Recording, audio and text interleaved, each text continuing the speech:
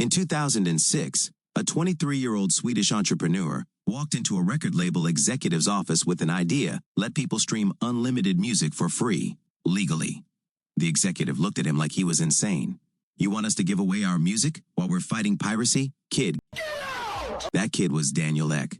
And over the next 6 years, he would be sued, threatened, sabotaged, and told his company would never work by every major player in the music industry. Today, that impossible company is worth over $70 billion and completely changed how 600 million people listen to music. This is the story of how Spotify won a war everyone said they'd lose. Let me paint the picture. It's the mid-2000s, and the music industry is in absolute freefall. CD sales have collapsed. Napster taught an entire generation that music should be free. LimeWire, BitTorrent, and a dozen other piracy sites are exploding. By 2008, the industry has lost nearly 50% of its revenue in less than a decade.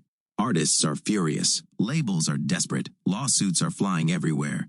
The music industry's strategy? Sue college kids for millions of dollars and shut down every piracy site they can find. It's not working. For every site they kill, 3 more pop up. Meanwhile, in Sweden, Daniel Ek is watching this chaos and thinking, they're fighting the wrong battle. Ek had already made millions building advertising technology. He was financially set. He could have retired at 23. But he saw something the music industry refused to see. People weren't pirating music because they wanted to steal. They were pirating because the legal options were terrible. You could buy individual songs on iTunes for $1 each, which added up fast.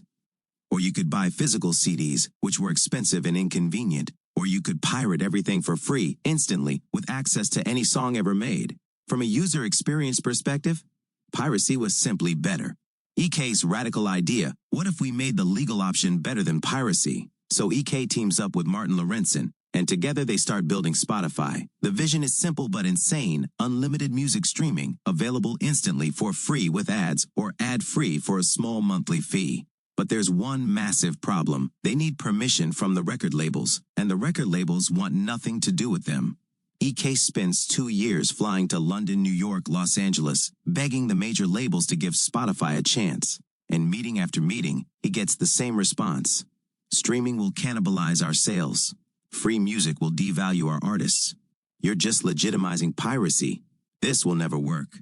Universal, Sony, Warner, the big 3 labels that control 70% of all music, they all say no, repeatedly.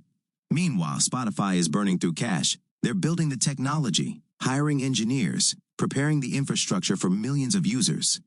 But without music licenses, they have nothing to stream. It's like building a restaurant with no food. EK is running out of money and running out of time.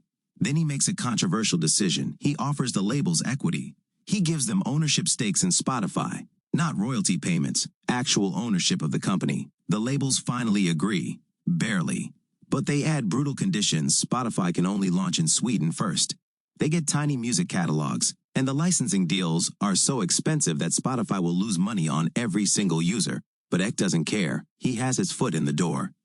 October 2008, Spotify launches in Sweden, and it explodes. Within months, piracy in Sweden drops by 25%, actual piracy rates down. Because Spotify is just better. It's faster, cleaner, has better recommendations, works on mobile. The user experience is so good that people would rather use Spotify for free than pirate music illegally. EK takes these numbers back to the labels. Look, it's working. People will choose legal music if you make it easy. The labels' response? They panic, because Spotify is working too well.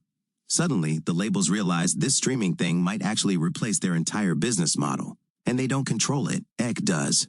So they try to kill it. Some labels start pulling music from Spotify. Others demand massive increases in royalty rates that would bankrupt the company. Warner Music threatens to end their licensing deal entirely. Meanwhile, competitors are circling. Apple is watching. Google is watching. Amazon is watching. They all see Spotify's success and want in.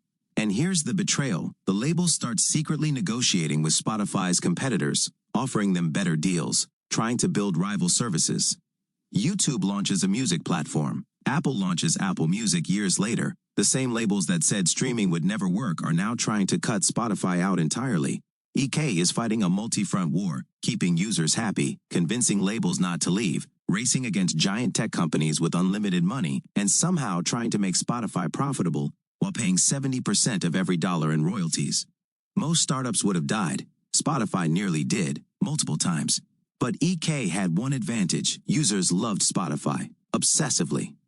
By 2011, Spotify has 10 million users. By 2015, 75 million. People are making playlists, discovering new artists, sharing music with friends. The product is sticky. Once you use Spotify, you don't want to go back to anything else. And something interesting starts happening. Artists who were originally furious about Spotify start seeing the benefits. Unknown artists are getting discovered through algorithmic playlists.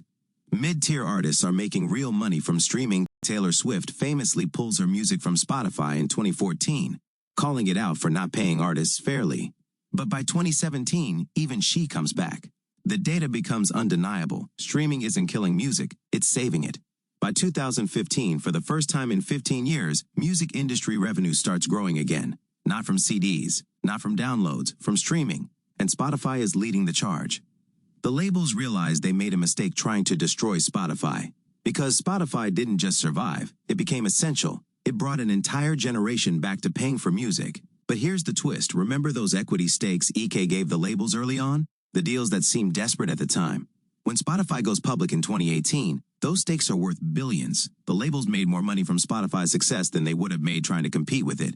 EK played the long game, and he won. Today, Spotify has over 600 million users. It's available in 180 plus countries. It's changed how artists release music, how we discover songs, how the entire industry operates. But it's not a perfect story. Spotify still operates on razor-thin margins. They pay out roughly 70% of revenue to labels and artists, leaving very little for themselves.